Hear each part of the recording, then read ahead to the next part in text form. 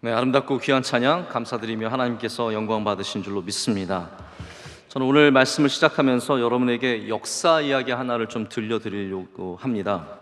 제가 미국 교회사를 전공했는데요. 교회사를 전공하면서 교단의 역사, 그리고 또 교단 외에도 우리 기독교와 흡사한, 우리가 흔히 이단이라고도 말하고 이렇게 기독교에서 갈려져 나간 그러한 종교에 대해서도 제가 관심을 갖고 많이 살펴본 적이 있습니다. 미국도 굉장히 많은 이러한 기독교에서 파생된 종교들이 있는 나라입니다. 우리나라도 마찬가지고요.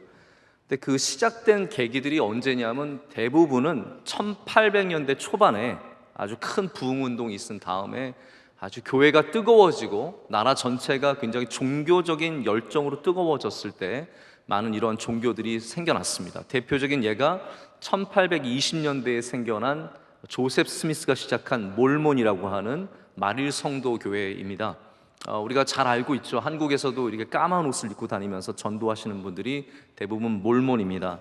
이 조셉 스미스는 하나님이 주신 어떠한 이 돌판을 받았는데 그거를 볼 수 있는 이 시어스톤이라고 하는 렌즈를 발견하게 되어서 그 렌즈를 통해서 하나님이 주신 말씀을 자기가 주장하기를 이제 읽었다라고 하고 그것을 우리의 말로 쓴 것이 그들이 갖고 있는 몰몬경입니다. 그래서 몰몬경은 샘족이 이렇게 일찍 아메리카 대국으로 이주해 와서 거기서 이제 하나님을 섬기고 신앙생활하면서 아주 굉장히 독특한 이야기가 담겨 있는 미국적인 그런 종교라고 할 수 있죠. 근데 조셉 스미스가 시작한 몰몬교 외에도 우리에게 잘 알려지지 않은 한 사람이 있는데 그 사람의 이름을 윌리엄 밀러라고 합니다. 윌리엄 밀러는 어떠한 사람이었냐면 예수님의 재림을 예측한 사람이었습니다. 이 사람은 굉장히 성경을 많이 보면서 깨닫는 것이 많고 자기가 공부하면서 알게 된 것이 있어서 나름대로 예수님이 재림하실 날짜를 계산을 해봤습니다. 그래서 처음에 1843년에 예수님이 재림하신다라고 선포를 하고 많은 제자들과 함께 기다렸는데 오셨을까요? 안 오셨을까요? 네, 안 오셨습니다. 그래서 인정을 했습니다. 안 오셨다. 그런데 내가 계산을 잘못한 거다. 내가 계산을 좀 잘못해서 안 오신 거라서 내가 계산을 다시 해보겠다라고 해서 계산을 해서 그 다음해인 1844년 10월 22일에 다시 예수님이 오신다고 주장을 해서 많은 미국 사람들이 긴장하며 그날을 기다렸는데 오셨을까요? 안 오셨을까요? 네, 역시 오시지 않으셨습니다. 밀러는 이렇게 주장을 한 다음에 그가 주장한 대로 예수님이 오시지 않자 굉장히 많은 힘이 약화되었습니다. 그런데 밀러에게는 중요한, 그리고 밀러의 영향을 받은 어떤 예수님의 재림에 대해서 굉장히 관심이 많은 제자들이 있었습니다. 이 제자들이 미국 안에서 새로운 종파들을 시작했습니다. 밀러라이트라고 부르는 이 제자들 중에서는 가장 유명하게는 우리가 잘 알고 있는 엘렌 화이트라고 하는 여성이 있었습니다. 엘렌 화이트는 자기 나름대로 역시 스승의 잘 본을 따라서 성경을 공부하면서 이렇게 믿어야겠다라고 종교를 하나 시작하게 되었는데 우리나라에서는 이단이라고 하는데 미국에서는 이단이라고까지는 하진 않습니다. 굉장히 애매모호한 종교죠. 우리가 보통 말하는 제7일 안식교가 바로 이 엘렌 화이트를 통해서 시작하게 되었습니다. 우리는 안식교라고 부르는데 왜냐하면 그들이 토요일 날 주일을 섬기기 때문에 안식교라고 부르는데 미국에서는 재림교라고 부릅니다. Seventh Day Adventist라고 해서 예수님의 재림을 믿는 밀러의 영향을 받아서 생겨난 종교입니다. 근데 이 엘렌 화이트뿐만 아니라 또 다른 사람이 있습니다. 우리가 잘 알고 있는 찰스 테이즈 러셀이라고 하는 사람인데 러셀이라는 사람이 시작한 종교가 무엇일까요? 바로 여호와의 증인입니다. 여호와의 증인이 바로 이렇게 윌리엄 밀러의 재림 사상을 받아서 나름대로 성경 공부를 통해서 시작한 것이 여호와의 증인입니다.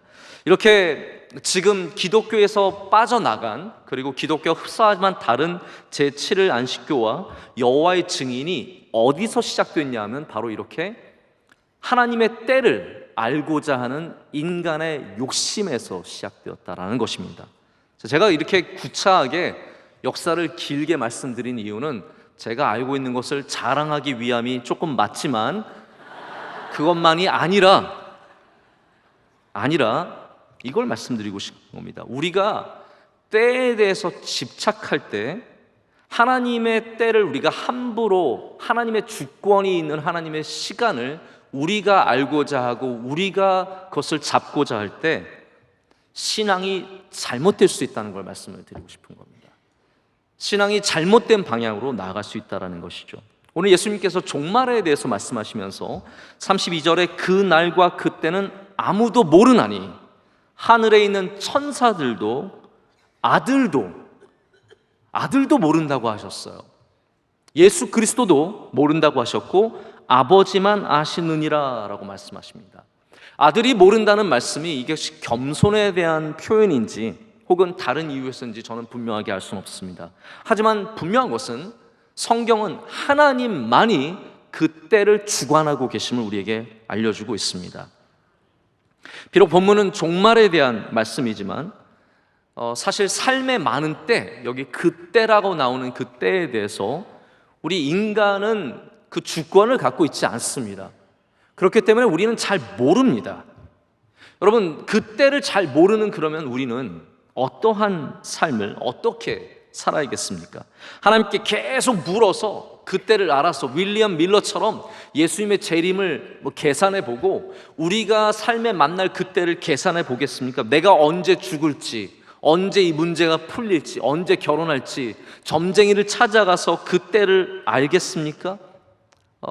그때를 묻는 질문은 성경 안에 많이 있습니다. 제일 많이 그때를 물은 사람이 누구냐면 다윗입니다. 이 시편에 보면은 언제까지입니까? 라는 다윗의 질문이 굉장히 많이 나옵니다.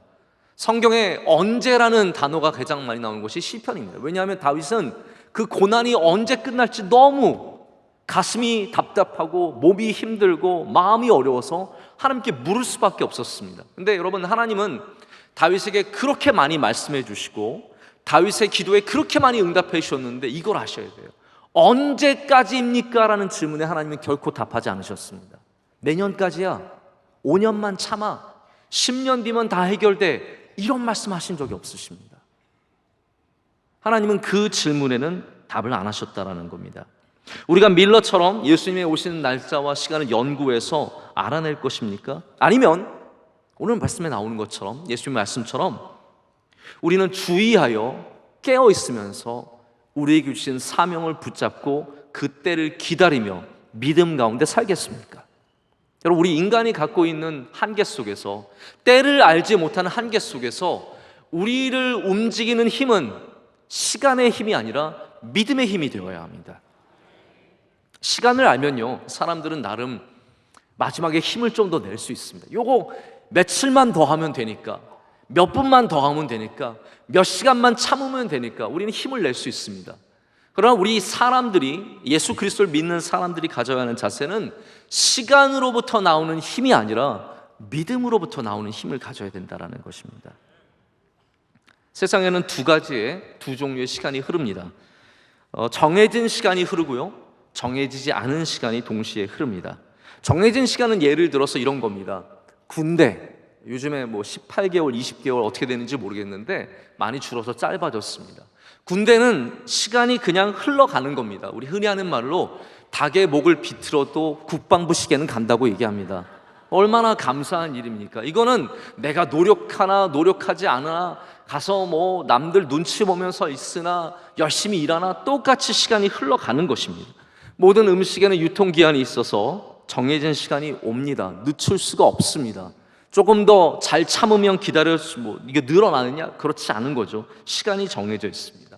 학교에 들어가면 특별한 잘못을 하지 않는 한 정해진 시간이 지나면 졸업을 하게 되어 있습니다.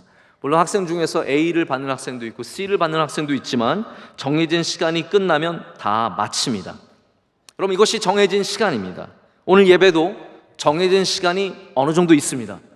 그래서 1시간 10분 내외면 다 끝나게 되어 있습니다. 언제 우리가 힘들어지냐면요, 이것이 정해지지 않은 시간이 될 때 힘들어집니다. 목사님께서 말씀을 전하시다가 한 30분쯤 지나서 이제는 정해진 시간이 다 된 것 같은데 마이크를 들고 내려가시면 그때부터는 정해지지 않은 시간의 영역으로 들어가는 거죠. 여러분이 지금 소망 가운데 있는 것은 3부 예배는 정해진 시간이 있기 때문이에요. 우리 나름대로 정해진 시간이 갖고 있는 힘이 있습니다. 하지만 정해지지 않은 시간이라는 것도 있습니다. 언제 결혼하게 될지, 언제 아이를 낳을지, 언제 이 문제가 풀릴지, 언제 이 환난과 고난이 지나갈 것인지 3년, 5년 정해진 것이 아니기 때문에 우리는 그런 일들을 만날 때 굉장히 힘듭니다. 그렇기 때문에 삶의 가장 중요한 문제들은 사실은 정해지지 않은 시간과 맞닿아 있습니다. 삶의 가장 기도가 필요한 일들은 정해지지 않은 시간과 맞닿아 있습니다. 오늘은 이 정해지지 않은 시간에 대해서 하나님의 뜻, 하나님의 말씀, 하나님의 생각을 한번 말씀을 통해서 엿보고자 합니다. 오늘 말씀도 예수님께서 우리에게 분명하게 말씀하고 계시지만 하나님께서 우리에게 사명을 주시고 일을 주시고 우리의 자세에 대해서 말씀을 해주시지만 정작 우리가 그토록 알고 싶은 때에 대해서는 하나님께서 말씀하지 않는 것을 우리에게 보여주고 있습니다. 사실 우리 인간은 때에 대해서 굉장히 궁금해합니다. 이 문제가 언제 풀릴까? 내가 언제 시집 갈까? 언제 아이를 낳을까? 언제 이 시험에 합격할 수 있을까? 이런 거에 대해서 굉장히 궁금해합니다. 오늘 말씀은 종말에 대한 말씀이기도 하지만 이걸 보편적으로 얘기하자면 때에 대한 말씀이기도 합니다. 우리가 갖고 있는 모든 때에 대한 말씀이기도 합니다. 그래서 하나님은 종말에 관해서나 어떠한 특정한 시간에 관해서나 똑같은 하나님의 뜻과 방식이 있습니다. 같은 방식이 여기 적용이 되는 겁니다. 하나님은 다시 말씀드리지만 쉽게 우리에게 때에 대해서 말씀하지 않으십니다. 다만 우리에게 무엇을 기다려야 하는지 그리고 어떻게 기다려야 하는지 그 자세를 말씀하실 뿐입니다. 예를 들어서 하나님께서 메시아가 이 땅에 오심을 얼마나 많은 곳에서 선지자들을 통해서 말씀하셨습니까? 그런데 중요한 것은 하나님께서 누가 오실지, 그분이 어떠한 분이신지, 순한 양 같아서 도살장에 끌려갈 때에도 순종하며 따라가는 그런 양이며 수많은 질고와 고난을 지고 우리를 위해 죽으시는 그분이시지만 그것에 대해서 명확하게 말씀해 주셨지만 언제 오실지는 말씀해 주지 않으셨다는 거예요. 언젠지는 말씀해 주지 않으셨습니다. 우리 인간들은 이런 얘기를 많이 합니다. 언젠가는 될 거야. 언젠가는 올 거야. 언젠가는 행복해질 거야. 여러분 그건 아셔야 됩니다. 성경은 그러한 믿음을 가르쳐 주진 않습니다. 성경은 하나님이 정하신 때가 있다고 말씀할 뿐입니다. 언젠가는 그 때가 오는 것이지 언젠가 시간이 지나면 문제가 해결되는 것은 아니라는 겁니다. 하나님께서 문제를 해결해 주시는 그 때가 올 것입니다. 그래서 그냥 지나갈 거야, 뭐 그 때가 올 거야 이런 말로는 우리가 사람들을 위로하기가 참 어렵습니다. 사람들은 이 때에 대한 본능적인 집착함이 있거든요. 이 언젠가가 언제냐라는 거예요. 말해달라는 거예요. 이게 3년인지 1년인지 5년인지 10년인지 말해달라는 겁니다. 우리가 많이 타는 엘리베이터는요, 처음에 만들어질 때는 아무 표시가 없었습니다. 그냥 문이 열리면 들어가는 것이고 그냥 층이 눌러서 가게 되면 열리는 것이었습니다. 근데 많은 사람들이 너무너무 힘들어하는 겁니다. 생각을 해보십시오. 미국에서 그 유명한 엠파이어 스테이트 빌딩 100층 되는 건물에 엘리베이터가 있는데 눌렀는데 언제 오는지 모른다고 생각해 보십시오. 지금 몇 층인지 모른다고 생각해 보십시오. 사람들이 너무너무 답답했습니다. 엘리베이터의 획기적인 변화는 지금 어디쯤 오는지를 알게 될 때, 지금 몇 층인지를 가르쳐 줄 때 엘리베이터를 기다리는 사람들의 마음이 편해지고 기다릴 때 지루하고 힘들어하지 않게 되었다는 것입니다. 여러분 그렇습니다. 사람들은 본능적으로 언제쯤인지를 다 알고 싶어 하는 거예요. 내가 언제쯤에 문제가 해결될 것인지, 내가 언제쯤에 합격할 수 있는지 다 알고 싶은 마음이 있습니다. 저는 그래서 여러분 오늘 때를 기다리는 우리들이 먼저 알아야 할 것은 언제냐가 중요한 것이 아니라 그 때를 향한, 때에 관한 하나님의 뜻이 성경에서 어떻게 보여지는지를 우리가 먼저 알 필요가 있다고 생각을 해서 이 말씀을 드리는 겁니다. 오늘 말씀에는 때를 분별하는 말씀이 먼저 나오죠. 무화과 나무 잎을 보면 이 나무 줄기가 색이 연해지면서, 까맸던 줄기가 색이 연해지면서 잎이 나기 시작하면 여름이 가까이 오는구나 라는 것을 먼저 사람은 안다라고 주님께서 말씀하십니다. 그 다음에 굉장히 중요한 비유를 오늘 본문 말씀 가운데 해주셨습니다. 이 비유에는 종과 주인에 대한 아주 성경적인 관점의 관계가 나옵니다.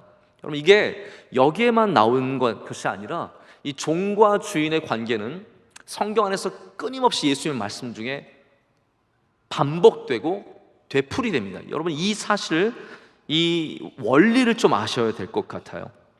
이렇게 말씀하십니다. 34절 말씀을 보시면 가령 사람이 집을 떠나 타국으로 갈 때에 그 종들에게 권한을 주어 각각 사물을 맡기며 문지기에게 깨어 있으라 명함과 같으니이다.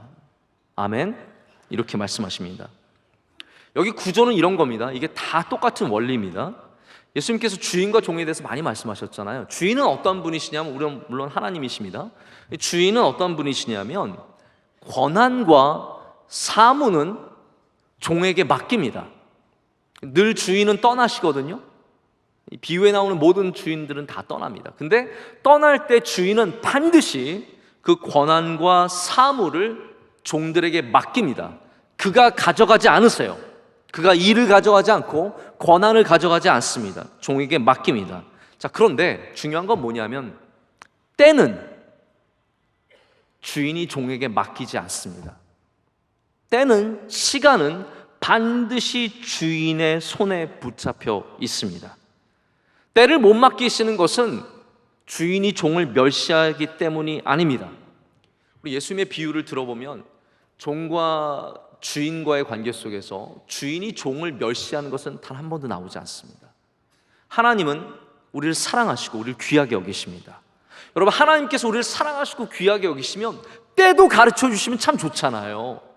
언제 올지 말씀해 주시고 언제인지를 참 말씀해 주시면 좋겠는데, 일관적으로 성경에서 주인은 사무는 맡기고 다른 것들은 맡겨도 때는 맡기지 않습니다. 때만큼은, 시간만큼은 오직 주인이 다 갖고 계세요.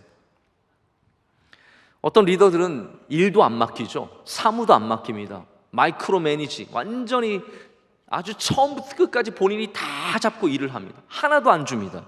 근데 하나님은 그러신 분이 아니세요. 하나님은 연약한 우리들에게, 부족한 우리들에게 맡겨주십니다. 할렐루야. 맡겨주세요. 오늘 말씀을 보면 각각 사무를 맡기고 권한을 맡기고 중요한 일들을 다 맡기셨습니다. 그런데 이상하게도 하나님께서 이 시간만큼은, 때만큼은 꼭 붙잡고 안 놔주세요. 여러분, 이거를 빨리 깨달아야 됩니다.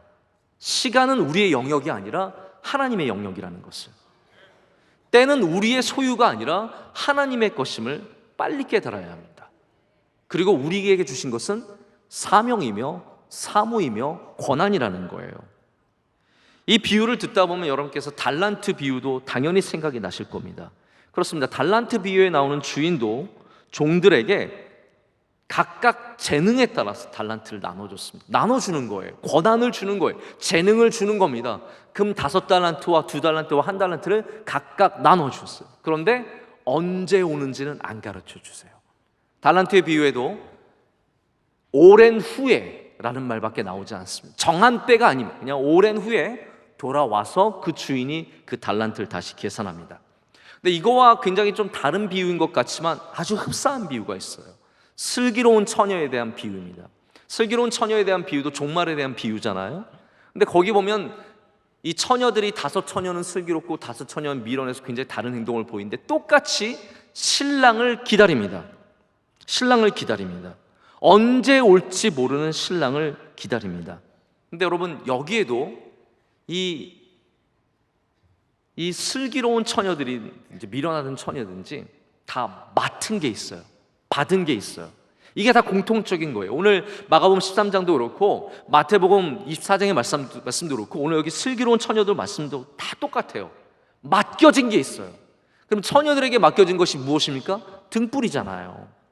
등불을 맡겨주셨는데 기름을 채우지 않고 자기에게 맡겨준 것은 보지 않고 그 때를 놓쳤다가, 기다리지 못했다가 그들이 천국의 잔치에, 신랑의 잔치에 참여하지 못하는 것을 보게 됩니다.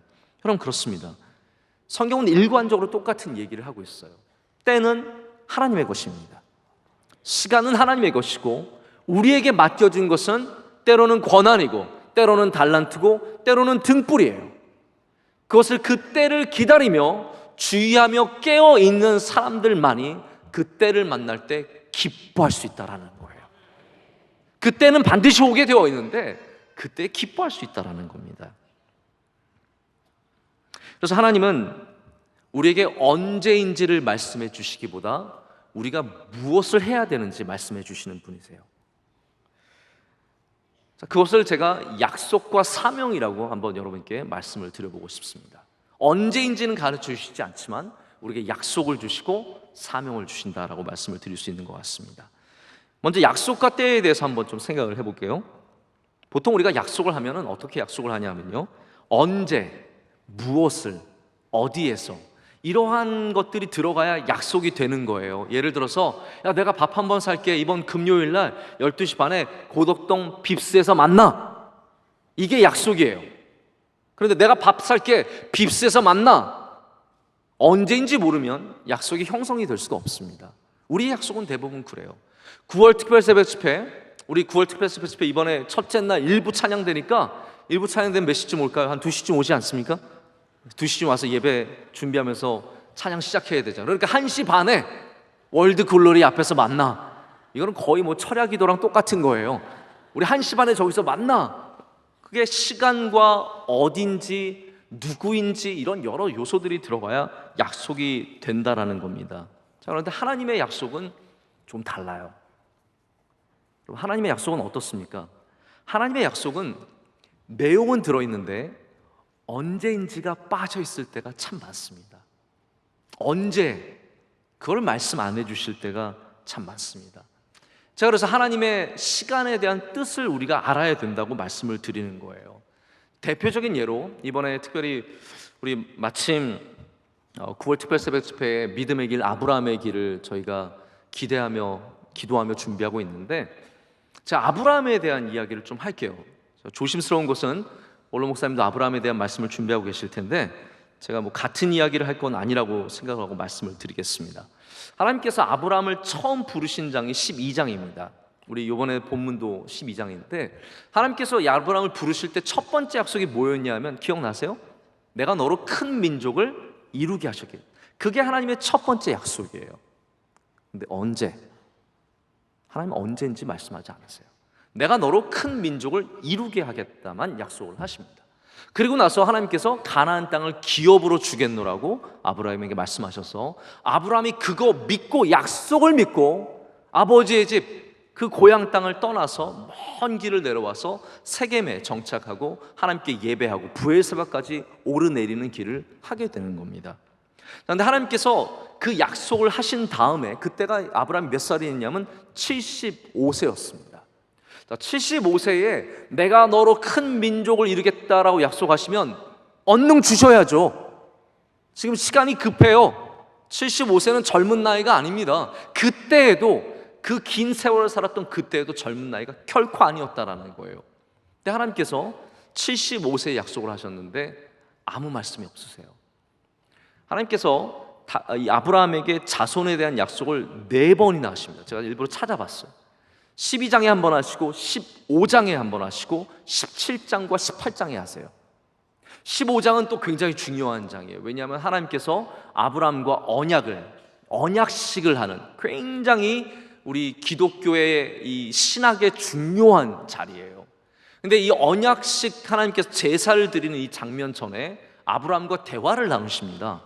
그때 아브라함이 이제 약간 초조해지는 거예요. 처음에는 그냥 하나님께서 약속을 이루시겠지라고 생각을 했는데 이제 세월이 지나서 나이를 조금 더 먹어가니까 15장쯤 즈음에는 굉장히 약간 아리아리한 마음이 있는 거예요. 하나님께 먼저 뭐라고 말하냐면 그래도 믿음은 있어요. 믿음은 있어가지고 하나님 안 주시려고 그러죠. 뭐 이런 얘기 안 하고요. 하나님 그러면 내 종 이 다메섹 사람 엘리에셀을 나의 상속자로 삼을까요? 이렇게 물어봅니다. 이거 돌려서 말한 거거든요. 하나님 후손 안 주니까 종이라도 상속자로 삼겠습니다. 왜냐하면 아브라함 여러분 여전히 믿음이에요. 왜냐하면 너로 큰 민족을 이루겠다는 하나님의 약속을 믿었기 때문에 내 후손은 아닐지라도 엘리에셀을 통해서도 일하실 수 있는 하나님을 믿고 그렇게 물어본 거예요. 하나님께서 뭐라고 말씀하시냐면 너의 종이 아니라 네 몸에서 나오는 후손으로 내가 큰 민족을 이루겠다고 말씀하시고, 그리고 언약식을 가져요. 자, 이제쯤은 주시면 좋잖아요. 근데 안 주세요. 그래서 16장에 아브라함이 어떻게 합니까? 하갈과, 이 사라의 몸종인 하갈과 사이에 이스마엘이라고 하는 아들을 두게 됩니다. 어느 정도 하나님 약속은 믿은 거예요. 왜냐하면 너의 몸을 통해서 주시겠다고 말씀하셨기 때문에. 사라 이야기 안 하셨거든요. 17장에 가서야 하나님께서 사라를 통해서 내가 너에게 자손을 주겠노라고 하는데, 이때가 이미 99살이에요. 언제 말씀하셨습니까? 24년 전에, 그래도 좀 더 젊었을 때 말씀하셨는데, 그때까지 하나님께서 아무 말씀하지 않으시다가 99세가 되었을 때 내가 너에게 자손을 주겠노라고 약속하시는데, 여전히 언제 주실지는 말씀하지 않았어요. 18장에 가서야 이제 너희가 아들을 가질 것이고 그 아들의 이름을 이삭이라고 지으라고 하나님께서 말씀하시게 됩니다. 제가 그래서 17장과 18장에 사라가 웃는 게 이해가 돼요. 17장과 18장에 사라가 이야기를 들으면서 웃는 장면이 나와요.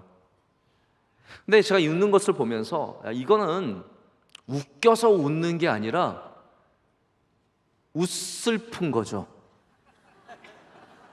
네, 슬픈 거예요. 이거는 마음이 허탈한 거예요. 왜냐하면 여러분, 모든 거에는 때가 있거든요. 때가 있거든요.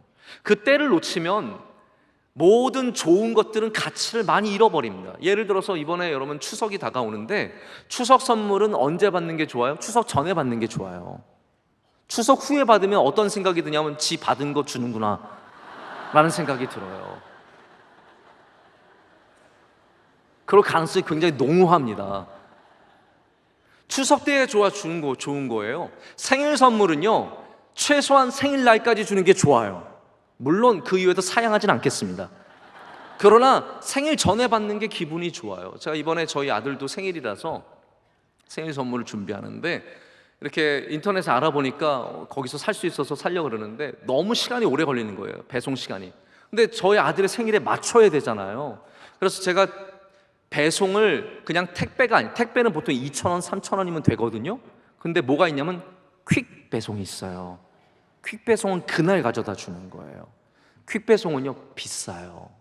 7,500원이나 합니다. 그래서 제가 거금 7,500원을 내면서 퀵 배송을 시켰어요. 왜냐하면 때를 맞추기 위해서. 때가 중요하니까요.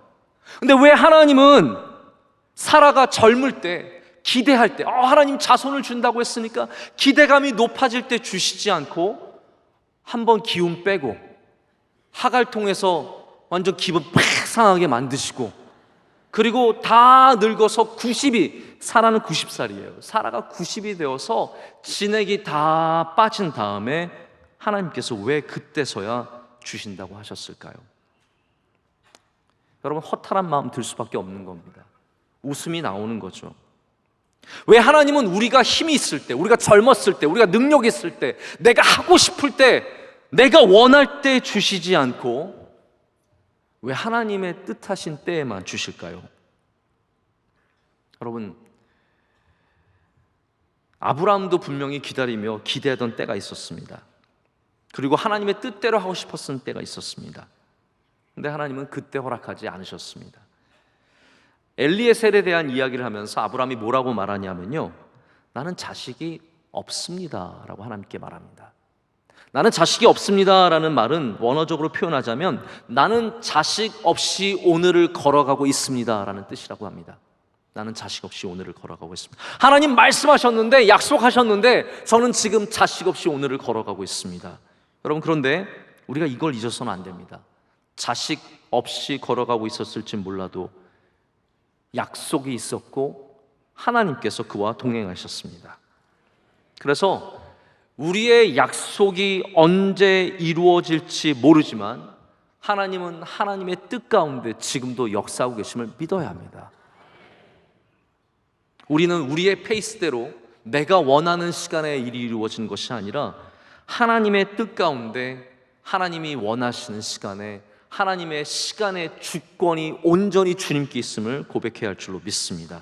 그래서 지금 건강 없이 걸어가는 여러분들이, 자식 없이 걸어가는 여러분들이, 환난 속에 걸어가는 저와 여러분들이 분명히 믿고 고백해야 할 것은 하나님의 때가 있다라는 것입니다.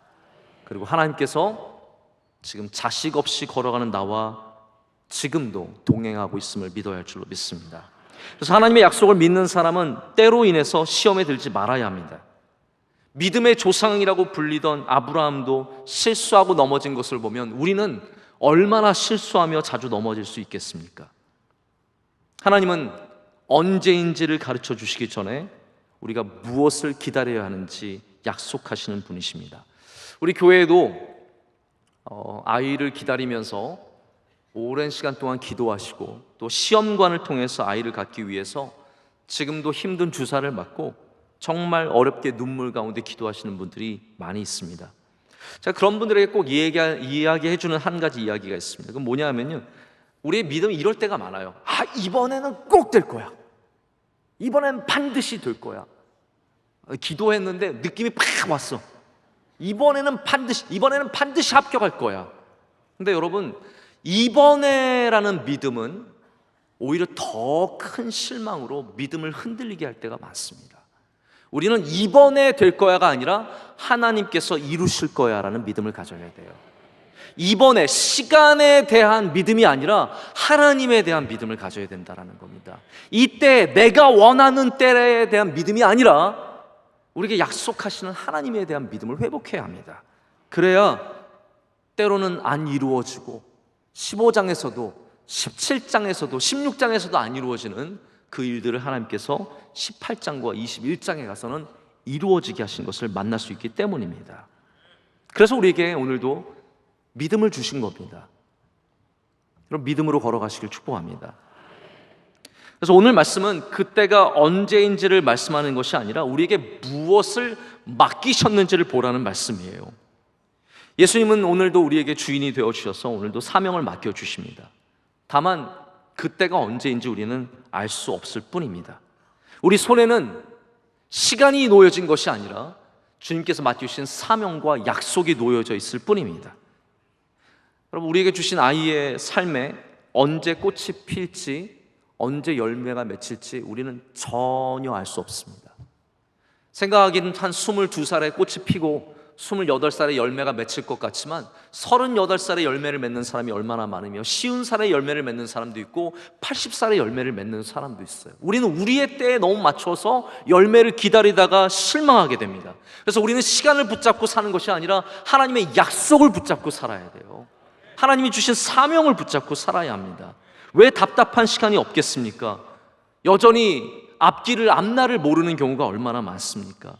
이스라엘이 처음 애굽을 떠날 때 하나님께서 가나안 땅을 주셨다라고 했지만 그 가나안 땅은 눈에 보이지도 않았고 그들이 원하는 시간에 도착한 게 아닙니다. 그들은 한 몇 달 걸어가면 충분히 가나안 땅에 도착할 수 있다고 생각했겠지만 하나님은 그렇게 역사하지 않으셨어요. 때를 가르쳐 주지 않으셨습니다. 오히려 40년을 광야에서 헤매게 하시면서 하나님의 귀한 백성으로 훈련시켜 주시고 그들을 세워주신 것을 우리가 성경을 통해서 보게 됩니다. 여러분, 광야의 시간이 길어지고 있습니까? 내가 원했던 때에 끝나지 않고 내가 원했던 때에 시작되지 않습니까? 그때 하나님이 주신 약속이 흔들리지 말아야 합니다. 약속에 대한 신뢰를 붙잡아야 합니다. 사실 저도 살다 보면 4시간에 정해진 여정 혹은 16시간에 정해진 비행기 시간보다 제가 모르는 2시간의 여행이 훨씬 더 힘들 때가 있습니다. 16시간 정해져 있으면 길긴 하지만 언제 내릴지 알기 때문에 책도 읽기도 하고 잠도 자기도 하고 내가 할 일을 하면서 준비합니다. 그러나 알지 못하는 시간 속에 놓여졌을 때는 굉장히 답답한 거죠. 여러분, 삶은 앞으로 여러분의 앞에 남겨진 이 삶들은 우리가 아는 길이 아니에요. 우리가 전혀 모르는 길입니다. 지금 그 길을 간다고 생각하지만 그 길이 어떻게 바뀔지 우리는 전혀 알지 못합니다. 우리가 모르는 길의 여정 속에서 우리가 봐야 할 것은 시계가 아니라 우리에게 주신 사명과 약속입니다. 그래서 예수님께서도 우리에게 사명을 주실 때 이 말씀을 해주셨어요. 시간과 사명을 함께 이야기하십니다. 우리가 잘 아는 말씀이죠. 사도행전 1장 6절부터 8절까지 보면 제자들이 모였을 때 예수님께 이렇게 묻습니다. 주께서 이스라엘 나라를 회복함이 이때니까, 이렇게 물었을 때 예수님께서 뭐라고 대답하십니까? 이르시되, 똑같은 말씀이 오늘과, 때와 시기는 아버지께서 자기 권한에 두셨으니. 때와 시기는 하나님의 권한이라는 거예요. 너희가 알 바 아니요 오직 성령이 너희에게 임하시면 너희가 권능을 받고 예루살렘과 온 유대와 사마리아 땅끝까지 이르러 내 증인이 되리라. 여러분, 이 구조를 아시겠습니까? 똑같은 구조예요. 시간과 때는 주인의 것이에요. 하나님의 것이에요. 우리에게 맡겨준 것은 무엇입니까? 사명이라는 거예요. 너희는, 이걸 좀 시니컬하게 표현하자면, 야, 그거 알 바 없고 너는 시간 보지 말고 시계 보지 말고 너에게 맡겨준 일을 하라는 거예요. 우리는 언제인지를 늘 궁금해합니다. 언제 하나님의 나라가 올지, 언제 이 고난이 지나갈지. 우리가 굳세게 붙잡아야 할 것은 약속과 사명입니다. 약속과 사명을 붙잡으면 우리는 거기에 더 가까워질 수 있습니다. 그러나 여러분, 이걸 아셔야 될 것 같습니다. 제가 이제 마지막으로 결론을 지으면서 말씀을 맺겠는데요. 많은 분들이 그냥 시간이 우리의 문제를 해결한다라고 생각을 하세요. 세월 지나면 괜찮아지는 거야. 시간 지나면 괜찮아지는 거야. 저는 꼭 그렇게만 생각하지 않습니다. 시간이 해결하는 문제도 있지만 우리가 이겨내야 하는 문제도 있습니다. 시간만이 우리의 문제를 다 해결하는 것은 절대로 아닙니다. 제가 마지막으로 미국에서 섬겼던 이민교회는 미국의 저희 동네에서 가장 컸던 교회가 분란으로 인해서 갈려져 나오면서 세워진 교회였습니다. 저희 교회 섬기셨던 담임 목사님이 굉장히 훌륭하신 목사님이셨는데, 이분은 그 가장 큰 교회의 담임 목사님으로 계셨다가 이렇게 분란이 있으면서 많은 상처를 입고 이 작은 교회를 개척하시면서 그 마음에는 어떤 마음이 여전히 있으셨냐면 대형 교회 목사님의 마음이 그대로 남아 있으셨어요. 제가 그 교회를 이제 그 목사님의 감권으로 인해서 가게 되었는데, 제가 갔을 때만 해도 여전히 충성하던 사람들이 많이 있었고 교회가 북적북적 되고 있었습니다. 그것만으로도 굉장히 좋은 거죠. 근데 여러분, 이걸 아십니까? 교회는요, 작더라도 성장하는 교회는 힘이 있는데 크더라도 후퇴하는 교회는 힘이 없습니다. 저는 이게 굉장히 큰 차이라고 생각을 해요. 100명이라도 부흥하고 은혜가 있는 교회는 힘이 있고요, 1000명이라도 은혜가 없고 후퇴하고 있는 교회는 1000명의 힘을 갖고 있지 못해요. 오히려 100명보다도 훨씬 못한 거죠. 제가 그 교회 갔을 때 많은 사람들이 있었지만 제가 느끼던 부분이 그런 거였어요. 힘이 빠지고 모멘텀이 떨어지고 기대감이 없어지고 소망함이 없어지는 것을 많이 느끼고 있었습니다. 그때 목사님께서 저뿐만 아니라 교인들에게 이런 말씀을 자주 하셨어요. 뭐라고 하셨냐면, 이렇게 상처를 입은 교회는 5년이 지나면 괜찮아진다 라고 늘 말씀하셨어요. 5년이 지나면 괜찮아진다. 근데 죄송한 이야기지만 제가 그 교회에서 5년 있었거든요. 딱 5년 끝나고 나올 때 전 마음이 너무 아팠습니다. 5년이 지났지만 문제가 해결된 것은 아무것도 없었고, 교회는 처음 시작했을 때보다 3분의 1로 줄어들어서 교회는 약해질 대로 약해져. 제가 거기도 많은 잘못을 한 거죠. 제가 좀 더 열심히 섬기고 교회 부흥에 보탬이 됐어야 하는데 오히려 잘 섬기지 못해서 그런 일들이 있었던 것 같아서 참 아픈 마음이 있습니다. 여러분, 그렇습니다. 문제는요, 5년 지나면 해결되는 거 아닙니다. 3년 지난다고 해결되는 거 아닙니다. 하나님의 때가 와야 해결되는 것이죠. 하나님의 때가 와야 되는데, 그래서 우리는 시간과 싸우는 게 아니에요. 주신 사명을 붙잡지 않으면 시간이 아무리 1000년 만년이 지나도 해결되지 않습니다. 제가 죄송하지만 우리 교회 얘기를 잠깐 하자면, 어떤 분들도 저희한테 그렇게 얘기를 하세요. 저한테 그러신 분들 많아요. 김 목사님 조금만 참으세요. 1년 지나면 괜찮아요. 1년 지난 지가 언젠데요. 저한테 또 그런 말씀하세요. 목사님 걱정하지 마세요. 3년 지나면 다 사람들 다 잊고, 지금 3년 다 돼갑니다. 또 어떤 분들은 좀 더 길게 잡아서 5년이면 됩니다 라고 말씀하세요. 근데 저는 애초에 제가 방금 말씀드린 교회의 경험이 있기 때문에 저는 시간의 힘을 믿지 않고 하나님의 힘을 믿습니다. 3년 지난다고 해결 안 되면 어떻게 할 거예요, 여러분? 안 될 수도 있잖아요. 제가 너무 절망스럽게 얘기하나요? 아니, 그렇잖아요. 제가 뭐 5년 참으려고 교회 온 겁니까? 3년 참으려고, 그래서 넘어가면 우리가 행복해지고 좋아지고 다 잊혀지고 그래서 여기 있는 겁니까? 아닙니다. 우리는 시간과 싸우는 것이 아니라 사명과 싸워야 돼요. 시간이 해결해 주는 것이 아니라 오늘을 사명으로 사느냐, 오늘을 약속을 붙잡고 사느냐로 일어서야 합니다. 여러분, 혹시 명성교회 5년만 지나면 괜찮아진다는 생각으로 있으신 분들은 큰 착각이십니다. 저희는 3년, 5년, 10년 지나도 안 괜찮아질 수 있어요. 우리에게 주신 사명은 10년을 버티는 것이 아니라 예배하는 사명이고, 선교하는 사명이고, 기도하는 사명입니다. 9월 특별 새벽 집회, 우리에게 주신 사명인 줄로 믿습니다. 우리 손에 주어 주셨기 때문에 우리는 시간을 보는 것이 아니라 사명을 바라보며 나아가야 합니다. 그럴 때 하나님께서 우리에게, 아니 저는 교회에게만 하고 싶지 않습니다. 여러분의 삶의 각각에 있는 모든 때를 기다림이 하나님의 뜻 가운데 이루어질 줄로 믿습니다. 하나님의 뜻이 있으면 반드시 때는 오게 되어 있습니다. 오늘부터 다시 시간의 주권을 주인이신 하나님께 맡겨드리고, 우리는 우리의 사명을 바라보며 약속을 바라보며 오늘도 주님께 예배하며 믿음으로 나아갈 때 좋은 날이, 그때가 올 줄로 믿습니다. 하나님 아버지, 감사합니다. 오늘 우리에게 말씀하시니 감사합니다. 하나님, 어려운 시간보다 하나님의 말씀이 없는 시간이 우리에겐 더 어렵습니다. 하나님, 이 시간에 더욱더 말씀하여 주시고 더욱더 은혜로 붙잡아 주시옵고, 우리가 시간의 동기로 살아가는 것이 아니라 믿음의 동기로 살아갈 수 있도록 주님 은혜 내려 주시옵소서. 더 하나님 바라보게 하시고, 더 기도하게 하시고, 더 사명을 붙잡고 우리의 달란트를 키워가는 은혜를 허락하여 주시옵소서. 예수님의 이름으로 기도드립니다. 아멘.